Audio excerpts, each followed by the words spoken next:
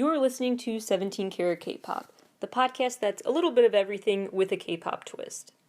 From pop culture critiques to the history of K-pop to interviews with people in the K-pop industry and K-pop artists themselves, to concert and album reviews, to a deep dive into the discographies of different K-pop artists, to K-pop news updates, to stories about the music industry more broadly. This show tries to cover everything about K-pop and K-pop as it applies to the larger music and concert scenes. Visit 17caratkpop.weebly.com for more information about the show. That's 17caratkpop.weebly.com. Hello everybody and welcome back to 17 Carat K-Pop, but especially hello and welcome back to my fellow N-citizen because it is 127 Day. So happy 127 Day. This year's is especially cool because it's the same backwards and forwards. It's 1-27-21 or the other way around.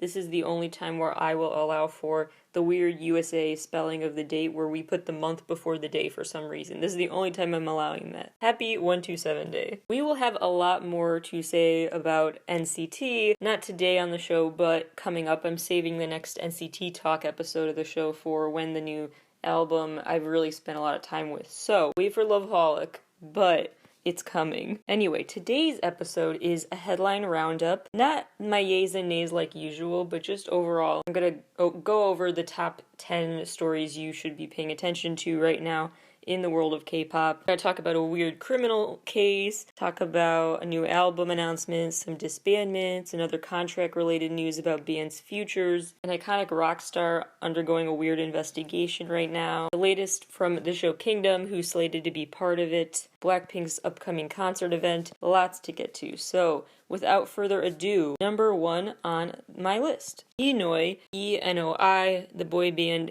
has officially disbanded. They had only been a band since 2019, and I was excited to see what direction they would go going forward. I admittedly was not the biggest fan of their debut single, but Cheeky, that was exciting for me. I was excited to see Grimm's fairy tale inspired concept going forward. I thought they had a lot in store for the future, and it's sad that their future was cut so short with this disbandment. The company confirmed their disbandment in a statement issued January 22nd, and they cited just differences they couldn't get over. They had been in long talks with the members about the future of the group and couldn't agree on a creative direction. So 3 members actually are just leaving the company entirely, but the other 4 plan to stay in the company, but do agree that the band itself is disbanding, is no more. So I do wonder if this is not actually uncommon in K-pop, if these boys, the remaining ones with the company, will just totally rebrand and rename themselves and reinvent themselves and stay a band, and just stay a smaller band and become a brand new band. That's what I'm wondering, not what I'm predicting, because although they did not cite this in their statement, I do have a suspicion that part of the reason they had to disband was financial, because with these smaller companies, they often focus on one main artist. You know them for one main artist, so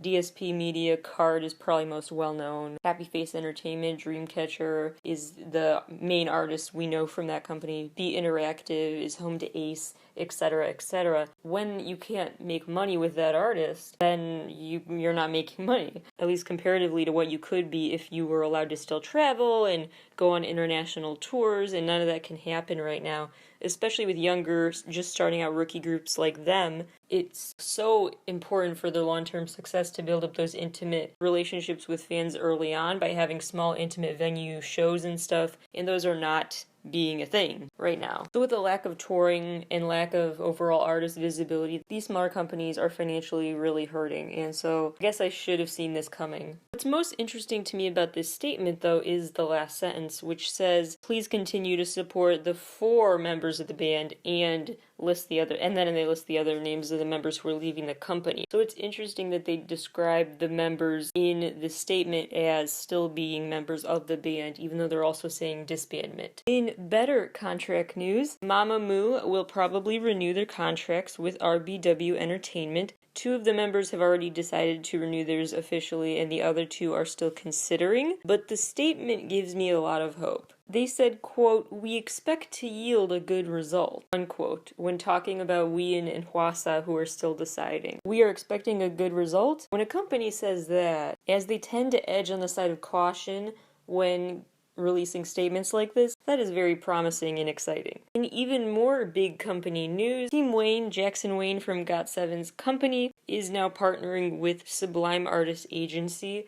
Not just a short-term partnership, but a long-term one. They are both not just like a PR leg of a company or the day-to-day management leg of a company. They are all of it. One cohesive company that does all of those different functions for an artist. So to have a company that multifaceted merge with another company that's that multifaceted, this could really lead to huge global success for those artists. Number 4 is another contract-related story. On the last headline roundup themed episode of the show, we talked about NCH and CJ, the two companies that are in a feud over their joint partnership that's not going well of the boy band TOO, which has led to the delayed album release, but I don't think the wait will be much longer. NCH issued a statement giving the latest update about this case, and it sounds like they are going to just gradually transition this, but the way they word it that way also makes me think that they've been feuding for so long that I have a feeling this gradual transition is already coming to a close. So I don't think it'll be much longer before TOO gets to finally have their comeback. CJ will solely manage TOO going forward because these two companies just could not reach an agreement about how they could negotiate and divvy up their management responsibilities. Number 5, I am really excited to share this story, and if it was one of those traditional yay or nay episodes for me, I would definitely make this the biggest yay. Monsta X has been offered the chance to be on the new season of Kingdom, which is a spin-off of the Queendom show where famous girl groups competed against each other. The boy group version is coming very soon, and Monsta X was invited to be a part of it. They turned down the offer. I'm still very excited to watch the show. Stray Kids and SF9, as of recording time, are not confirmed, but are rumored to be joining the cast. I think it'll be a chock-full lineup without Monsta X, but the reason why I'm so excited about this is because as a Monbebe since the early days, I saw them on the reality show No Mercy come together, and I saw how much they were frustrated, but they felt like they had to. It was their breakthrough show. I mean, they've literally said time and time again in interviews that their No Mercy days were hell broadcasting. They just were so miserable during No Mercy, hence the name of the show. It was really quite cutthroat, and they were just, very lucky to thrive after the show, and that's not often the case. So anyway, it can really dampen someone's spirits to be on one of those reality shows where it's very blunt when you've done a bad job, and it's not, there's no sugarcoating your experiences there. So I'm just so excited as a fan for them to see them be able to get this far, because they went from feeling compelled to go through all of that, and it was probably even more miserable than we realized for them, because that's just the amount of miserableness we were able to see on TV and hear about in interviews. Imagine what they can't tell us that happened behind the scenes. So they went from feeling like they had to go through all of that and for their hard work to pay off, to seeing their hard work pay off and their status rise so much that they got to turn down No Mercy. Instead of No Mercy judges basically having them in the palm of their hands, now Monsta X is in charge, and they can say, no thank you, I turned down your offer. And Monsta X has that power now. It's just, I bet that must have been a very cool moment for them to decline this offer. I could totally picture them feeling very smug, and they deserve to in this moment. It's funny too, because the official statement confirming that they declined the offer said, after lots of discussion, they decided not to go forward. And I just remember snorting when I heard that, because yeah, after lots of discussion, I'm sure they really seriously considered going back to that reality show format. There's no way. So congrats to them just for feeling free enough and confident enough to turn down the offer. But I'm still rooting for the show Kingdom, don't get me wrong, and I hope that they just treat all the artists well regardless of who it is. Number 6. The APAN award show wins are finalized. We talked about a few of them earlier because the winners were kind of announced, but not officially beforehand. This was an award show that was set to take place during award show season for Korean artists in the Korean entertainment industry back in November, but it was postponed due to COVID, and now it was held January 24th. It ended up being remote anyway, but I guess they wanted to just see what would happen if they waited and maybe could do a live format more but it didn't have the live audience back like they had probably hoped to wait out for. Anyway, so the show did go on, and now all of the winners have been announced and finalized. Artist of the Year went to NCT 127, and Best Icon went to NCT. Best Music Video went to Blackpink. Best All-Rounder went to GOT7's JB. Album of the Year went to Twice. Song of the Year went to Monsta X. Best K-Trot went to Jane Minho. BTS won the Big Grand Prize. Treasure and Hin both won the New Wave Award. Kim Jae-hwan won for Best Vocalist. Kane Daniel won for Best Performance, and he won the Season Star Award. For Choice Global Hallyu Star, Ace won. For Choice New Focus, Lin Alchi won. For Choice Best Trend, Ha Sun-woon won. For New K-Pop Icon, I won. For the Idol Champ Fan Picks, IU, Kane Daniel, BTS, IZ*ONE, 17, and Blackpink. Lastly, for Idol Champ Entertainer, the winners were Park Ji-hoon and Chu from Luna. Story number 7 has to go to BTS. BTS made an announcement the other day about a deluxe edition of their album Be, February 19th, and the pre-order period has already started, just an FYI. First of all, it's so funny because the other day I was thinking about BTS has been quiet lately. Too quiet. What are they up to? And if you're not an ARMY, that may sound ridiculous, but for BTS ARMY, we are so used to getting spoiled with content. Like every day or every week, there's always new stuff from them.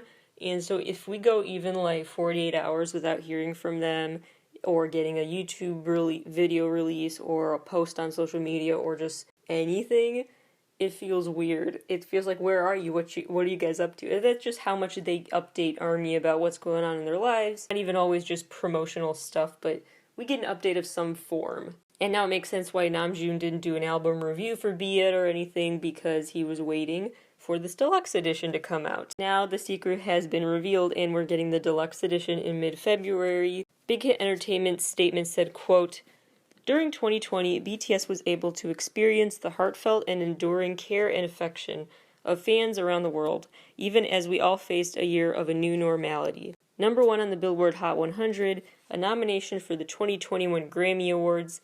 At every milestone were the resonance and passion of the fans of BTS for the thoughts, feelings, and inner reflections contained in their music. With B Essential Edition, we hope to show the deepest of appreciation. We hope that BTS, together with all fans, will continue on their remarkable journey in 2021. On the digital Weverse magazine, there was a story the other day about how it was actually BTS's idea to film their live reaction when they were watching the Grammy nominations roll in, and that was really touching to think about. They truly wanted to make sure that ARMY saw that moment and shared that moment with them, and if you still haven't convinced someone what the big deal is about BTS, I would direct you to that kind of story. It's like we are like their friends. They're like, hold on, I gotta, catch so-and-so up to speed about this.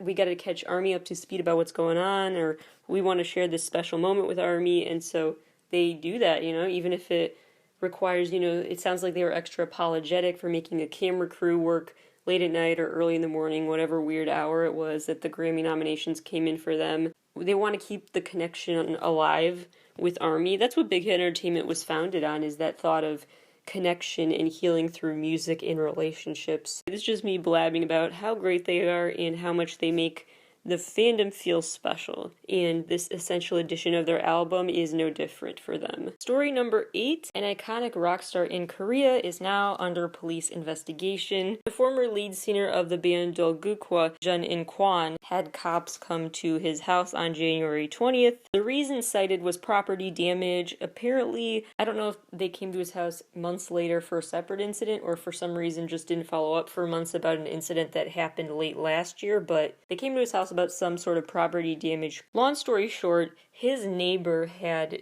built their house and remodeled it to be a bit taller, so he claims it started obstructing his view then, and he was really mad at his neighbors, so he threw a roof tile at them. That's the accusation, out of anger over this view obstruction. And his defense, I would be nervous if I were his lawyer, because his defense was, it wasn't a roof tile, it was a rock. And that's not exactly what they want you to say. They'd probably prefer him to say he never threw anything, but He says it was a rock, and he refuses to settle as well. He will go to court over this, I guess, unless he backs down, and I have a feeling his lawyer might talk him out of going to court over this, because I don't think he would have a fighting chance, really, but that's just my opinion. He plans to file a complaint against his neighbor now for all of his trouble, so I don't know if that means he's suing for emotional distress or defamation or what, but he is trying to counter-sue, basically. Story number 9. Trigger warning, I'm going to talk about a potential suicide situation. The rapper Iron has passed away. He was found unconscious in this apartment complex on January 25th. An apartment guard found him there and then called the police. The police found him, they took him to the hospital, and he died at the hospital later. The cause of his death was under investigation, but I don't know if that's still ongoing because a statement confirmed that they're not going to perform an autopsy.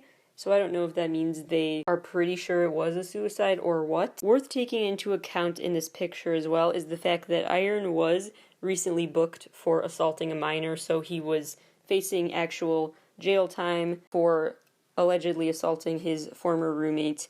He got a suspended sentence earlier for dating violence in a different case in 2018, so suspended sentence meaning that he actually wasn't physically in jail yet, but he could have been, and he may have narrowly escaped that yet again right now. So that's all we know so far, and I will give any developments in this case, I'll give you all updates if we find out anything different going forward. Story number 10, on a much more positive note. The KOMCA, which is a group that basically, it's a nonprofit that identifies key iconic songwriters that deserve certain amounts of songwriting credit every year, and they have officially announced their next slate of artists who are promoted from being considered junior members of the Songwriting Association to being senior members, full-time members. They only promote 25 junior members each year to full-time members, and 22 of those are considered coming from mainstream music, and others are from non-mainstream music as they describe it. It's a long, complicated process, really, about requirements, because first you have to be a member of the KOMCA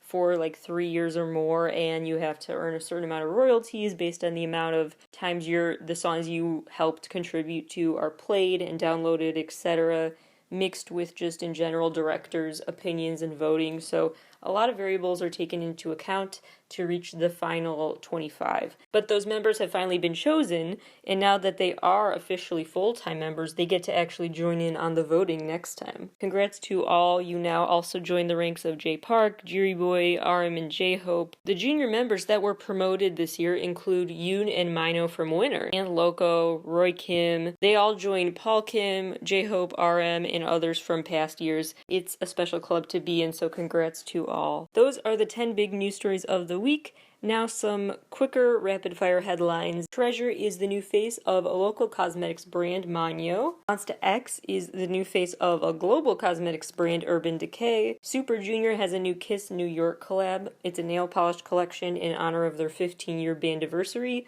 which includes 9 different styles in the set and 42 different nail designs. Jessica from Girls' Generation just opened up her own flagship store in Seoul, which is super exciting, and it also has its own restaurant on top of it. So it's a restaurant store combo that just opened up. Welcome back from the military to Dio from EXO. Thank you to Mark Lee for finally joining Instagram. Ace is the first K-pop group to join this app called Reface, where you can swap faces with them. They say it as if there will be more idols joining it by saying that they're the first, but we'll see. ACMU has agreed to extend their contract with YG Entertainment. They signed a 5-year renewal, and they are very complimentary towards YG, saying, quote, "It's hard to find a company that supports artists as much as YG, which has led us to the direction we wanted to go without any conflict. We never thought about leaving YG unless we retire," unquote. Bobby from iKON released his second full-length solo album just earlier this week, and it topped the iTunes charts in 12 different regions around the world. The single from it, You Mad, reached the top of the iTunes charts in 5 different regions. IU's K-drama Hotel de Luna, a huge hit from 2019,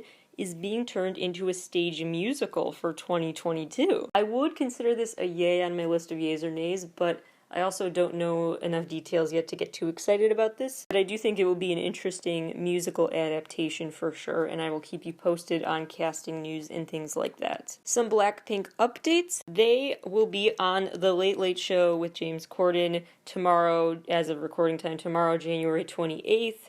They're going to sing the very first live US TV version of Pretty Savage, and they will also give a little sneak peek at what you can expect from their very first online concert, because their performance of Pretty Savage will take place in the special venue that has yet to be seen that they will be performing in for their first virtual concert coming up very soon. And I have an updated prediction about YG Entertainment's plans for the year, because Rosé's solo single is coming out earlier than I thought, coming out very soon, and so my thinking is that with the news about Yoon from Winner finishing up his first full-length solo album finally, that will come out in March. My new predictions for the rollout plan is that Rosé and Lisa from Blackpink will both get their solo releases to come out in February or late January, before March. And then in March, Yoon will be the focus of YG Entertainment's promotions, and maybe Akmu again, but mostly focused on Yoon's promotions of the solo album.